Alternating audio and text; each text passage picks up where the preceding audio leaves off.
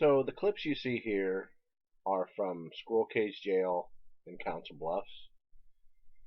A group of us, there were 4 of us, did a paranormal investigation there on December 27th of 2019. The purpose of this investigation was to collect evidence of paranormal activity, and as a personal goal of myself, I wanted to see if I could get any results that would indicate that maybe the spirit of Jake Bird might be here at the jail. I will admittedly say I have a serious amount of skepticism that Jake Bird haunts the Squirrel Cage Jail in Council Bluffs, Iowa. He did not die at the jail. He was not condemned for murder while he sat in this jail. He did not spend a tremendous amount of time in this jail. He really doesn't have a clear association that you would think of when you think of a spirit that would haunt a place. I mean, who's to say all the reasons that are given or the opinions that are given on why spirits haunt a specific place are subjective. They're it's a guess because it's not even a proven science. So with that being said, I have skepticism whether the spirit of Jake Bird is here at the Squirrel Cage Jail. I believe the jail is active with paranormal activity. I believe there are spirits that did spend time in the jail here. I believe that there are spirits that of people that maybe lost their life in the jail itself haunt the place. But still, with that being said, I did ask a few questions. You'll see those highlighted upcoming here in the video, just on my own to see if Jake Bird haunts the jail or if I could get a response. I didn't get anything, and mine are just a few, examples of paranormal evidence or lack of paranormal evidence regarding Jake Bird. I know other local investigators agree that Jake Bird doesn't haunt this location. I'm sure there's some that might believe he does. That's fine. The world is made of disagreement, and that's what makes it interesting. In any case, we did get a few EVP here. I didn't get anything relative to Jake Bird. It's a very interesting jail. It's a very interesting investigation. I highly recommend people visit this location both for its historic factors and for its paranormal factors if they're interested in the paranormal. The jail is unique. It's a spooky looking place, especially at night. So if you enjoy things like that, that's something you should check out. It's got a lot of history, especially that like the 1930s, the Farmers Holiday Association. They had a riot outside this jail, and one of the special deputies died related to that.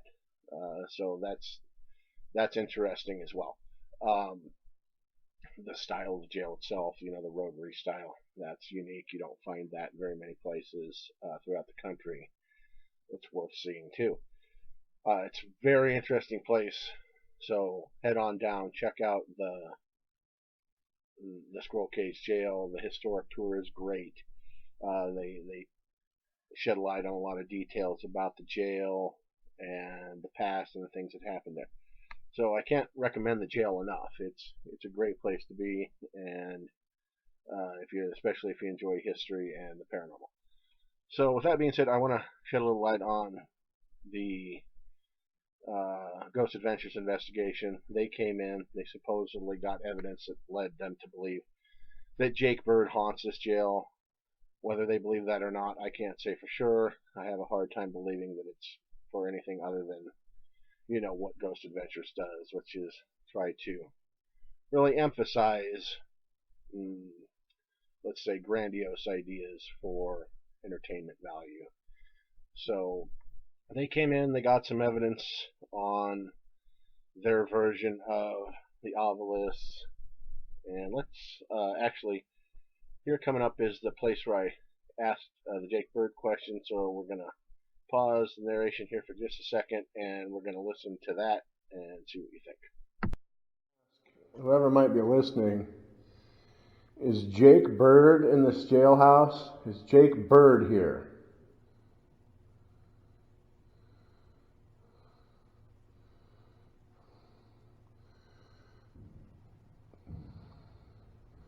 I'm under the impression that since he wasn't here very long, maybe he's not here.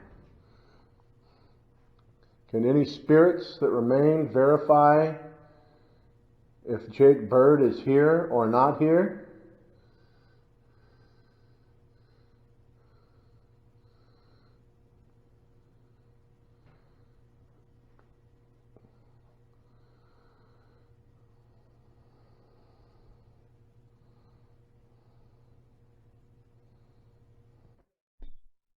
So there, as you can see, I didn't get any response to the Jake Bird questions. I know that later in our investigation, Corey asked questions if Jake Bird was there as well, and I don't believe he got any response as well on his audio or video. But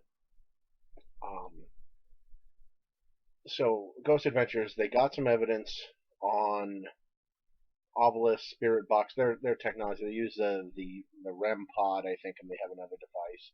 I'm not sure exactly what it's called, but in any case, as a paranormal investigator myself, I've never really put a lot of heavy stock in those devices. Yes, they are good to help substantiate personal experiences. Yes, you can use them to a degree, but to use those devices as definitive evidence of the paranormal is kind of a stretch, in my opinion. I think they had a few EVP and a few pieces. I don't know if they really had any video evidence in the episode they did, but those really didn't impress upon me that Jake Bird was responsible for them or that he haunted the place. In any case, Jake Bird is a very interesting person. Historically, he did commit crimes in the Omaha area. In fact, he admitted to 3 murders in the Omaha area in 1928. He denied the involvement in the attack of the Stribling family. He denied it all the way through until his execution, as far as I know. Which is interesting since he confessed to murders that he wouldn't confess to that assault. There was some circumstantial evidence that kind of presented that maybe someone else was responsible for the Stribling attack, that someone that maybe they kind of resembled Bird, that maybe Mrs. Stribling completely misidentified Bird because of the trauma she'd been through, and who knows. But uh, he was found guilty of the crime in Potawatomi County. He was sentenced to 30 years in prison for the crime. He did 12 years before being paroled, and then a few years later he's out in Washington State, getting caught axing two women to death, and confessed to 40 axe murders. Therefore, and then they executed him in 1949, hung on the gallows. Before he was hung, he did the Jake Bird hex, saying that he would that everyone, or that several people involved in the case would die as a result. Before he was dead, they would be dead. The details I'm not really well versed in, but I know that 6 people related to the case did die. I think they all died of natural causes, but they did die in a short period of time after the death of Jake Bird. So, kind of creepy that happened following his death, and that he said those words and it kind of came to fruition. Might be evidence of a legitimate curse. A death curse or a curse under condemnation can carry some weight sometimes, or at least this might lend credence to that it could. Anyway, this video, most importantly, kind of is put out to demonstrate that the jail is an interesting place to visit. That you can do a reasonable paranormal investigation here, and expect to get some evidence. I know we got a lot of electrical interference on this floor, the 4th floor where the jailer's apartment was. Something was coming through on our audio equipment and our EMF detector, which made me believe that it might have been some kind of outside electrical interference, because it was just consistently doing it. It was showing up the whole time. It wasn't intermittent at all. It wasn't, it was all over the place. It kind of led me to believe that there was a legitimate source for it and not paranormal, but we did get a few EVP, or at least I believe we got some EVP. And that's good. I've been here. This is the 3rd investigation I've done at this jail. I've always come away with at least a few pieces of evidence. And there's an overall kind of a heavy feel to the place. There have been other groups that I know that I've worked with that have gotten some pretty good photographic evidence out of this location, and also EVP evidence as well. So, highly recommended for its paranormal value. Highly recommended for its historical value. So you should check it out. Downtown Council Bluffs, Squirrel Cage Jail. They're open year round. I think they're open on Friday, Saturday, and Sunday, year round. They have hours. You can check out their website, which I will put on the credits of this video. I'll have it posted there, so you can see what it is if you'd like to check out that. We did not get any video evidence to speak of, at least not in my. I'm still going through evidence at this point, but none of the video evidence I've come across so far shows any anomalies that I find especially interesting. So there's a few pieces of audio that I've put out here. None of them will really knock your socks off, but they're worth a that's interesting. So I hope you all enjoy taking a look at those. Those are coming up here at the end of the video. I hope you all get down to, here's an example. You can see the video. Our EMF detector, this is a K2.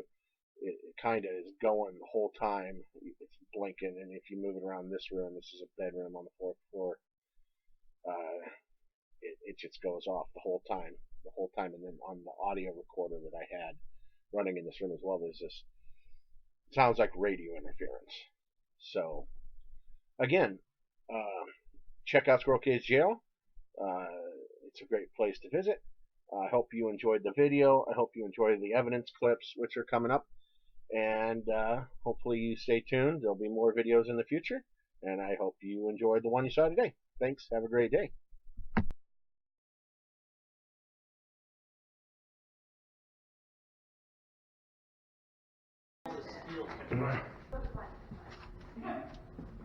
I'm tall for my family. I get things off the top shelf. I assume that this toilet here is not normal. Base reading of 56 degrees, 56.8. Oh, nothing.